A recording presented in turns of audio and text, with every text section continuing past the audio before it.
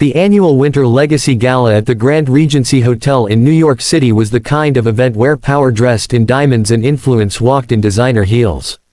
Crystal chandeliers shimmered above a ballroom filled with CEOs, senators, and media icons. At the center of attention stood billionaire tech mogul Marcus Hale and his wife, Amara Hale. Marcus, founder of one of the fastest-growing tech firms in America, was known for his sharp business mind. But tonight, the spotlight wasn't just on him. Amara, poised in a midnight blue gown, carried herself with effortless grace.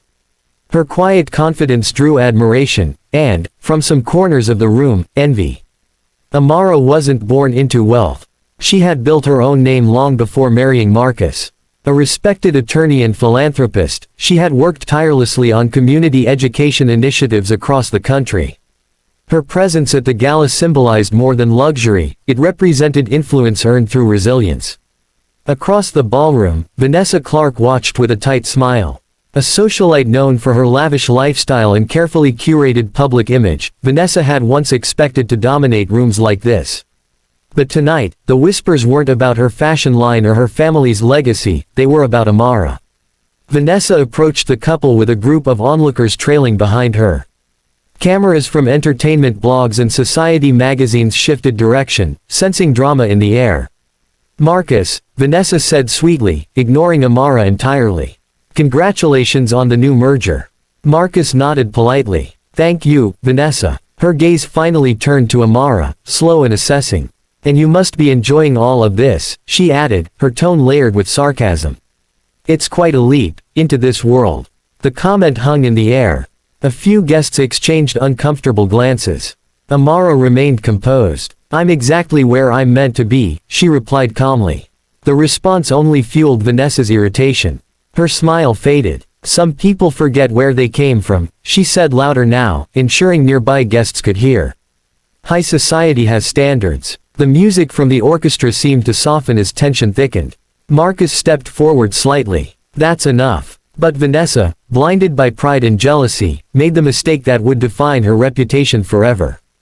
In one reckless motion, she raised her hand and slapped Amara across the face. The sound cracked sharply through the ballroom. Silence. Champagne glasses froze mid-air. Conversation stopped. Every camera in the room captured the moment. Amara's head turned slightly from the impact, but she did not stumble. Slowly, she faced Vanessa again.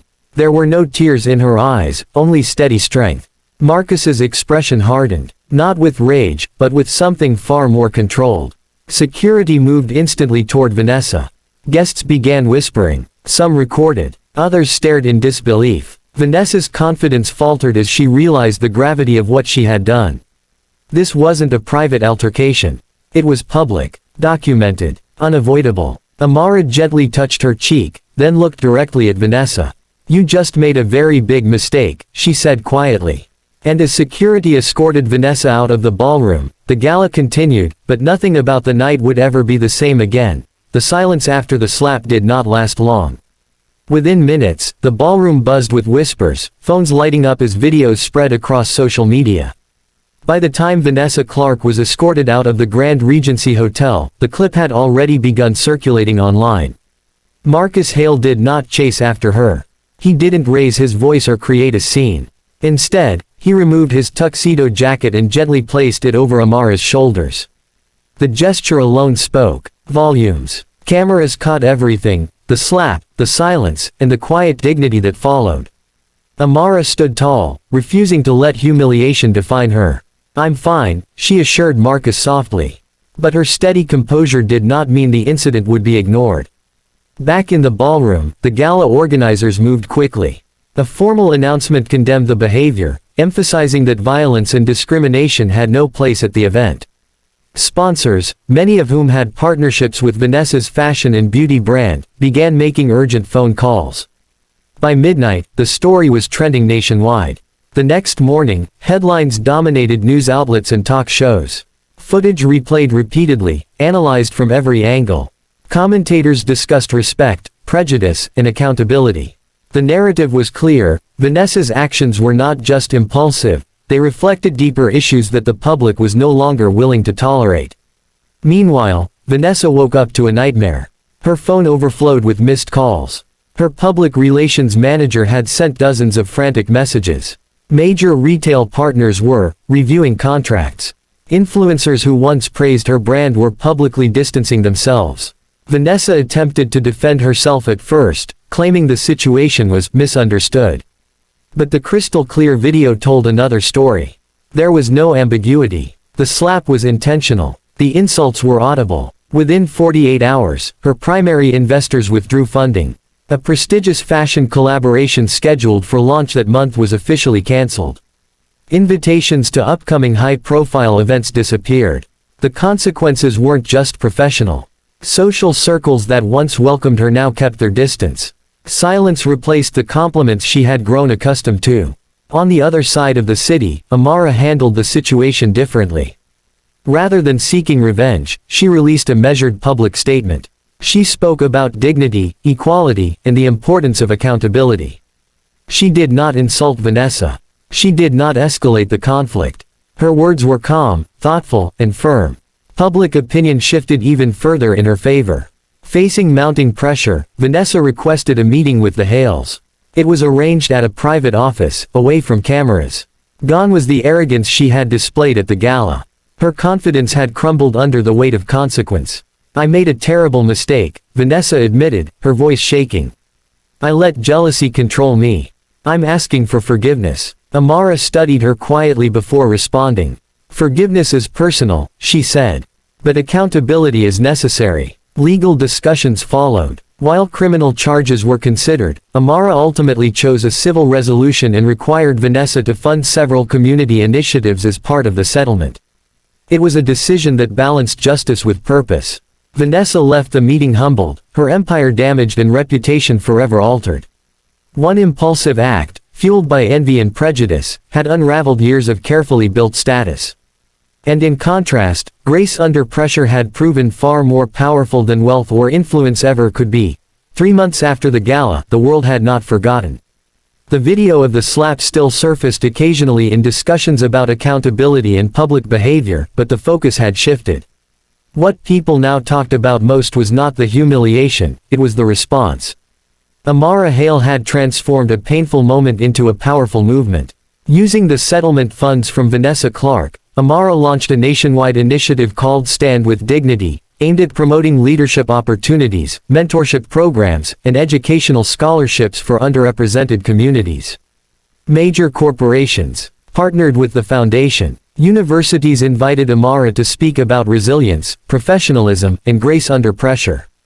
At a packed auditorium in Chicago, she stood before hundreds of young professionals. "Your worth is not defined by someone else's ignorance," she said calmly.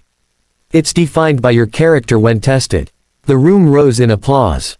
Marcus watched from the side of the stage, pride evident in his expression. While he remained a powerful figure in business, it was clear that Amara's influence extended far beyond wealth. She was shaping conversations across the country. Meanwhile, Vanessa's life looked very different. Her brand had shrunk significantly. Though not bankrupt, she was rebuilding from the ground up. Many former associates kept their distance, but a small group of advisors encouraged her to take genuine responsibility rather than chase quick image repairs. For the first time in her life, Vanessa stepped away from luxury events and into something unfamiliar, self-reflection. As part of the legal agreement, she personally attended several community forums funded by the settlement. At first, the atmosphere was tense. Attendees recognized her. Some whispered. Others openly criticized her past behavior. But something unexpected happened over time.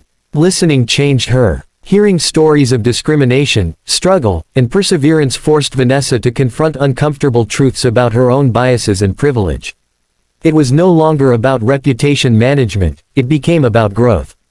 6 months after the incident, Vanessa requested permission to speak publicly, not to defend herself, but to admit fault. At a televised panel discussion in Los Angeles, she said, "I allowed jealousy and arrogance to guide my actions. I hurt someone who had done nothing but carry herself with strength. I was wrong, and I am committed to doing better, not for publicity, but because it's necessary." The apology felt different this time. There was no performance in her voice. Only humility. Amara watched the broadcast privately. She didn't smile, but she nodded slightly. Forgiveness, she believed, was not about forgetting. It was about allowing space for transformation. A year after the gala, the same Grand Regency Hotel hosted its annual event once again. This time, the atmosphere carried a deeper awareness. Security was tighter. Conversations about respect and equality were openly embraced. When Marcus and Amara entered the ballroom, the applause was immediate, not out of spectacle, but admiration. Amara had faced public humiliation and answered with leadership. Vanessa attended too, quietly, without fanfare. She kept her distance but approached Amara briefly. "Thank you," Vanessa said softly. Amara met her eyes. "Make it count." In the end, the slap that once echoed through a silent ballroom became a lesson heard far beyond it.